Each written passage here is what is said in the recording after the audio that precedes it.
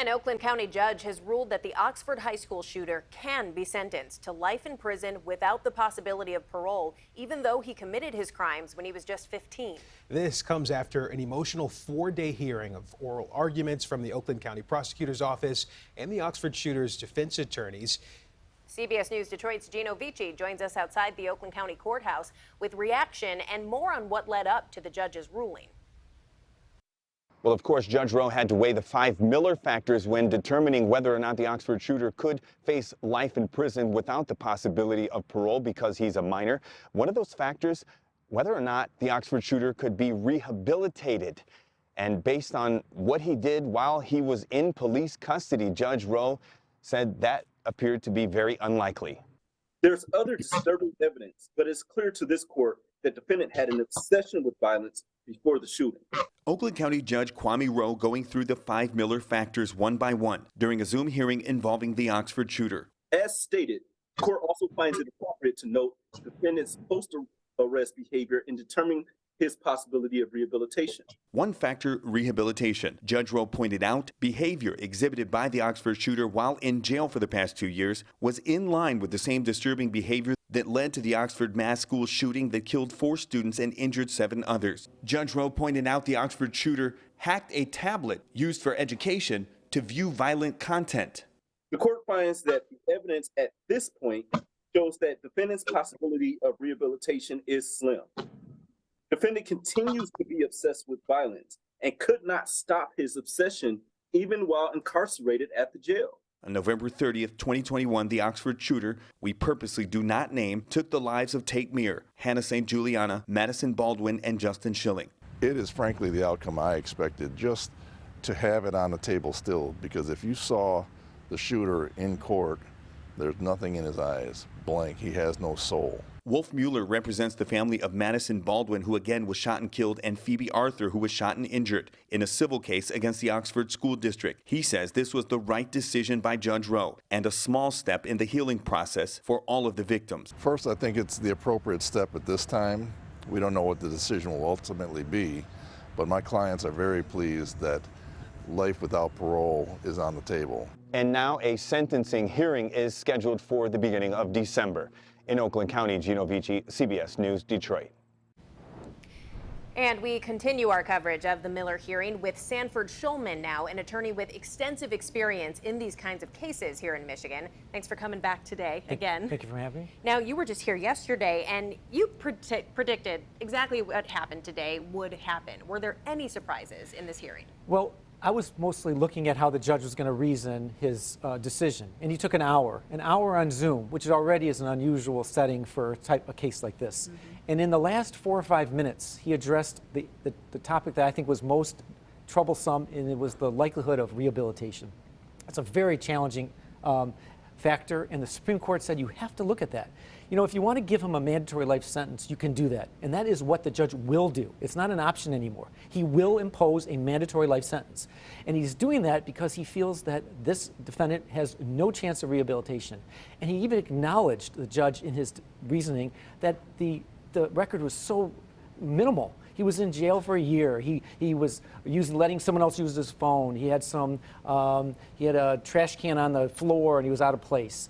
That is how the judge justified a mandatory life sentence based on the lack of rehabilitation. I had 2 defendants in the last 2 weeks who were released from prison after 40 years. And I thought to myself, I know the wounds are fresh. I know that the attorneys for the victims who survived and the families of the victims are very emotional, and they have a significant justification to doing it. But what if this hearing was 40 years henceforth? What if in 40 years that defendant was sitting at that table? Would this hearing be different? Would the judge have a record to look at? How is he doing in jail? How is he doing in his relationships? We don't care. That's what the judge said. We don't care. Maybe we shouldn't care, but the law is that you're supposed to look at that. And it's hard to care about that when you have a family who says, my child's not coming back. I don't care about rehabilitation. But the Supreme Court said, yes, judge, follow the law. Can you decide that this young man has no chance of rehabilitation? None. The judge said, no chance. It's because when he was in jail, he looked up some things on the computer.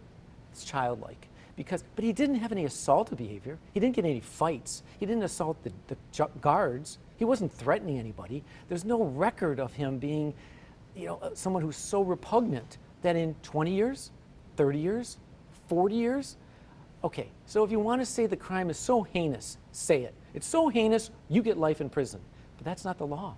And if you want to apply the facts to the law, that is where we're troubled by it. And I was waiting for the judge's decision. And as it relates to rehabilitation, I didn't really hear it. There's so many complexities with this case, especially because of his age. But because of all that evidence which you've brought up, it really speaks volumes to what we are looking at here. How do you feel that comes into play with what we heard from the judge today? Well, yes, there's so many things that come into play. I mean, we're talking about a child who's being sentenced. And we're talking about families and victims who have been hurt in the deepest way. It's when emotion and the law clash in the most devastating way. And yet, we have to also consider that no country on this planet imposes life in prison for children. And Michigan imposes the most. But again, if you met these individuals 20, 30, 40 years later, and then you had a hearing, it'd be very, very different. And those emotions and the law would, I think, fit in better and make a more reasonable decision than a record which is, has nothing except for a couple months in a jail. You just mentioned Michigan does this the most. Several other states, 27, I believe, plus D.C., have banned life in prison without parole for minors. There is an effort still moving around the legislature in Michigan to ban it here as well. Do you think this case will add momentum to that movement? Yes, I think there's only a couple avenues that defendants like in his situation have a chance of having their situation reviewed. Obviously, the appellate process is one, the legislature is one, and that is the topic, is whether Michigan should consider banning mandatory life sentences for juveniles.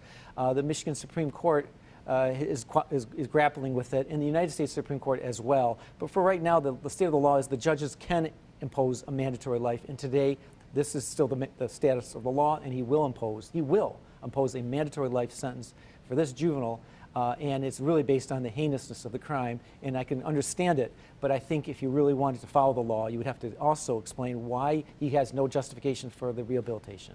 Why do you think Michigan sentences juveniles more than any other state? Is there a reason we can look to? Well, Michigan is unique. I travel around the country, and we talk about how Michigan has a significant number of people in prison. Michigan has some of the most severe laws. They used to have a law, if you had 650 grams of substance that has partly cocaine, you would serve a mandatory life sentence. For 650 grams, that's a little more than a half a kilo. It's like a package. Mandatory life. We have mandatory sentences for guns. Legislators come in and say, we want it to be tougher and tougher on crime, and our jails become fuller and fuller. The question is, what is the discretion we're going to give to judges in order to distinguish between people who should be in prison for years and years and maybe those who, and maybe in some cases, rehabilitate or can contribute again. And if we continue to just put people in prison, we're going to pay for it, and sometimes it's not always the best answer. Your thoughts on any chance of any kind of appeal in this case, whether that be in the near future or really further down the line? Yeah, his three options are an appeal, and I'm certain that at sentencing, he's probably not going to say anything. If he had a possibility of 25 to 40 years, he might allocute or speak. So there's going to be an appeal, and they're going to address the factor of rehabilitation. And most of those appeals do not go very far. Then he's going to have an opportunity for the governor to pardon him. That's not going to happen either. So ultimately, his best chance, and although maybe people don't feel he should have any chance, but his best opportunities are likely a change in the law that would be retroactive. And that's probably his option, but it won't be today, it won't be next year, it'll be decades in the future. And we are short on time, but I do want to wrap up with December 8th is when we're expecting the sentencing to happen. And you have said over these last several weeks, that's going to be a dramatic day. What should we expect on that day? It's dramatic because the surviving victims and the victim's family will speak, and there will be no cross-examination. And the defendant can speak, and there will be no cross-examination. And they can speak. Now, they're not necessarily supposed to speak at each other or towards each other, but it's very emotional. And it's their last opportunity to speak to him. And it's where they meet face to face and kind of talk. Not really in a conversation, but with the judge listening. But at the same time, the judge will impose a mandatory life sentence. So it would have been very different if the judge said, I will impose a set of numbers, 25 to 40 years. Then I think it would have been a very different hearing. The hearing that's going to come up is really just sort of administrative. It's a stamp. It will be a mandatory life sentence.